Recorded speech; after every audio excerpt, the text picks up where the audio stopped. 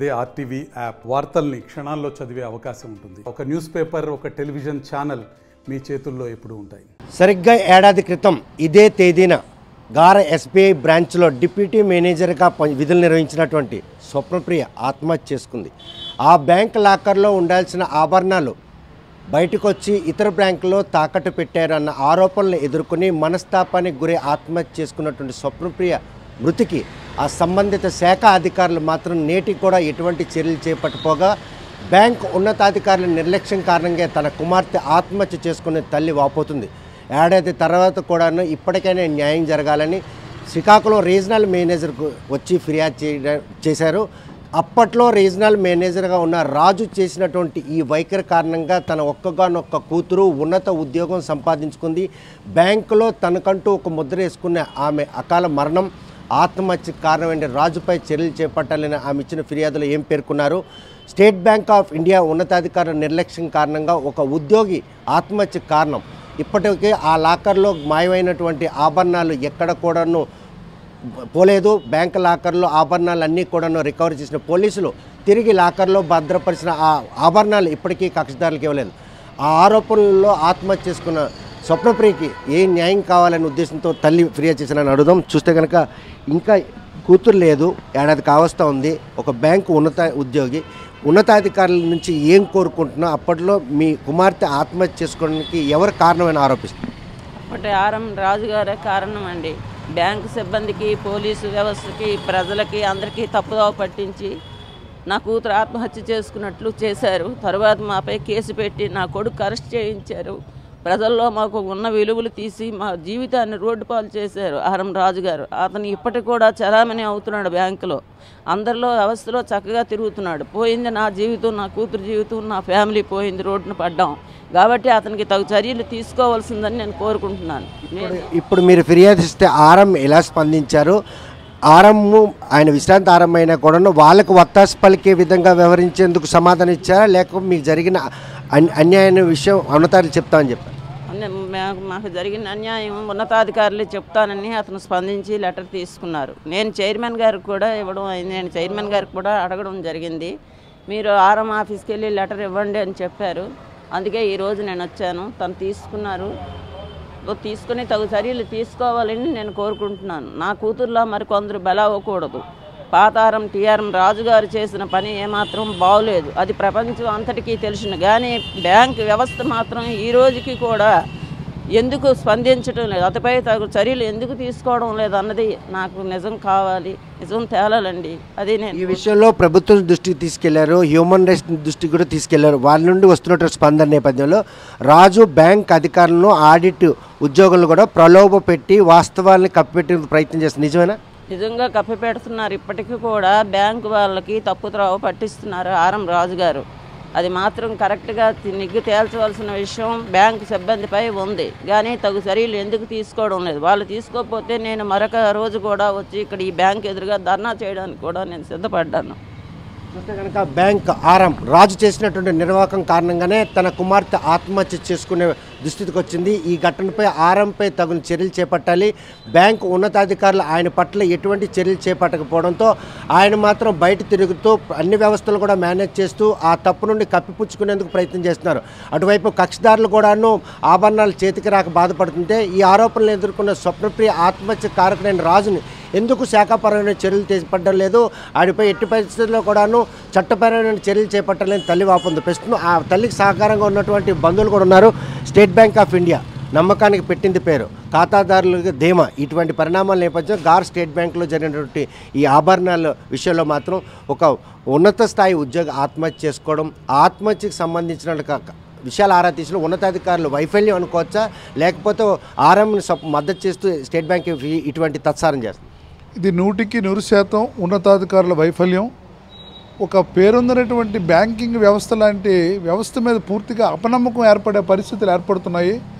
ఈరోజు 1 year అయిపోయినప్పటికీ కూడాను మా చిరంజీవి సౌభాగ్యవతి స్వప్నప్రియకు న్యాయం జరగకపోవడం అనేది మేము చాలా అంటే దైనందిన జీవితంలో చాలా విచారానికి గురవుతున్నాం. ఆ కుటుంబ సభ్యులు కానీ, బంధువులకు కానీ. నేను ఆ కులానికి నాయకుడిని, మాజీ కార్పొరేషన్ డైరెక్టర్గా ఉన్నాను. ఈరోజు ఆర్ఎం గారి దగ్గరికి వెళ్ళి వినతిపత్రం ఇద్దాము రండి అని ఆహ్వానించిన మేరకు వచ్చాము. కనీసం అధికారుల మీద చర్య తీసుకున్నా ఈ కేసు కొంత ముందుకెళ్తుందేమో అనిపిస్తుంది. బ్యాంకింగ్ వ్యవస్థలోని మీద ఉన్నతాధికారులు ఈ తప్పుకి కారణమైనటువంటి అధికారుల మీద చర్య తీసుకోకపోగా వాళ్ళకి మద్దతు ప్రకటించే విధంగా వ్యవహరించడం అనేది చాలా బాధాకరమైన విషయం. వార్షిక తనిఖీల్లో భాగంగా ఆభరణాలన్నీ కూడా సవ్యంగా ఉన్నాయి నిర్ధారణకు వచ్చిన తర్వాత బంగారు ఆభరణాలు మాయం అయ్యాయి అని చెప్పి అప్పట్లో రాజు పోలీసులకు చెప్పడం, ఆభరణాలు ఎక్కడా పోలేదని. తర్వాత ఈ విషయం బయటకు వచ్చిన తర్వాత పోలీసులు కేసు పెట్టడం, అందులో కూడాను స్వప్నప్రియ కనుక బాధితురాలు అయితే ఆమెపై శాఖాపరం చర్యలు, కానీ కుటుంబంపై కేసు నమోదు చేసే విషయాన్ని ఏ విధంగా తీసుకోవచ్చు బ్యాంకు ఉన్నతారు? ఇప్పుడు ఒక్క విషయాన్ని గమనించాలి, ప్రేక్షకులు ఎవరికైనా సరే నమస్కరిస్తూ ఒక విన్నపం చేస్తున్నాను. ఆడిట్లో సక్రమంగా ఉన్నాయి, అక్కడికి అయినటువంటి ఆడిట్ పూర్తయిన కొద్ది రోజులకే అవి మాయమయ్యాయని పరిస్థితి ఉన్నప్పుడు ఆర్ఎం గారు ఎలాగ ఆడిట్లో సక్రమంగా ఉన్నాయని చెప్పగలిగారు? ఆయన చూసారా, చూడలేదా? ఒకవేళ సక్రమంగా ఉండగలిగితే ఈ 2 సంవత్సరాల్లో ఈ ఒక్క వల్ల ఇది జరుగుతుందా లేదా? దీనికి ఎవరు బాధ్యులై ఉంటారు? ఎందుకు వాళ్ళ మీద పోలీసులు చర్య తీసుకునే విధంగా కేసు పెట్టలేదు? శాఖాపరంగా చర్యలు తీసుకుని ఒక సస్పెన్షన్ చేయలేదు? ఏటి చేయకుండా ఆవిడకి ఒక హ్యూమిలియేషన్ క్రియేట్ చేసి ఇదంతా ఆవిడ మీద నెట్టే ప్రయత్నం చేసేందువల్లే ఆవిడ సూసైడ్ చేసుకుంది 100%. లేకపోతే సూసైడ్ చేసుకోవాల్సినంత అధైర్యవంతురాలు కాదు. చాలా చదువుకున్నప్పటి నుంచి కూడా ఉత్తమ విద్యార్థిని, మెరిట్లో ఉద్యోగం సంబంధించుకుంది, తల్లిదండ్రులు పేరు ప్రఖ్యాతులు పెరగాలనే ప్రయత్నం చేసింది, బాధ్యతగా పనిచేస్తుంది. ఆ విషయం బ్యాంకు ఉన్నతాధికారులు కూడా తెలుసు. ఇది కేవలం ఇప్పుడు ఆ సోదరులు, ఆ కుటుంబ సభ్యుల మదరు ఈ హ్యూమన్ రైట్స్ కమిషన్కి, పోలీస్ శాఖ కనిపినప్పుడు వాళ్ళు తీసుకున్న చర్యలు సమర్థవంతంగా ఉన్నాయి, వాళ్ళు తీసుకుంటున్నారు డిపార్ట్మెంట్ పరంగా. కానీ బ్యాంకు పరంగా మీరేం తీసుకుంటున్నారు? చేస్తున్న విచారణలో కూడాను ఎవరైతే అక్కడ విచారణకు వచ్చిన ఉద్యోగస్తులు కూడాను రాజు ప్రలోభ పెట్టి ఇది అంటే స్టేట్ బ్యాంక్ ఆఫ్ ఇండియా అనేది నియంత్రణ వ్యవస్థ, దీనికి సంబంధించిన సీక్రెట్లు ఏవి చెప్పకూడదని చెప్పి వాళ్ళ మీద హుకుం జారీ చేయడం ఏ విధంగా తీసుకున్నారు రాజు బాయ్కి? ఇది కేవలం ఆ విధమైనటువంటి హుకుం జారీ చేసి కింద ఉద్యోగస్తులకు ఆయన భయపెట్టకపోతే ఆయన పేకల మీదకి వస్తుందనే భయంతోనే ఇటువంటి చేస్తున్నారనే ప్రచారం మేము వింటున్నాం. చూస్తే కనుక ఈరోజు ఆర్ఎంకి తల్లి చేసినటువంటి ఆ వినతిని పరిణామాలు తీసుకుని ఇప్పటికైనా ఉన్నతాధికారులు స్పందించి ఆ కుటుంబం న్యాయం చేస్తున్న సంకేతాలు మీకు ఏమైనా కనిపించాయి? ఈ రోజు నాడు మేము అందరికీ నమస్కారం. జరిగిన సంఘటన, సంవత్సరం క్రితం జరిగిన సంఘటన ఈ రోజు కూడా మా కళ్ళ ముందు కనిపిస్తుంది. అది చాలా బాధాకరమైన సంఘటన. సంవత్సరం అయినా ఇంకా ఏ రకమైన చర్యలు లేవనేసి ఈరోజు వచ్చి మేము కలవడం జరిగింది. ఆఫీసర్ గారు ఏంటన్నారంటే, మీరు ఇచ్చారు కాగితం, నేను మా పై అధికారులకు మేము పంపిస్తాము అని ఆయన పాజిటివ్గానే స్పందించారు.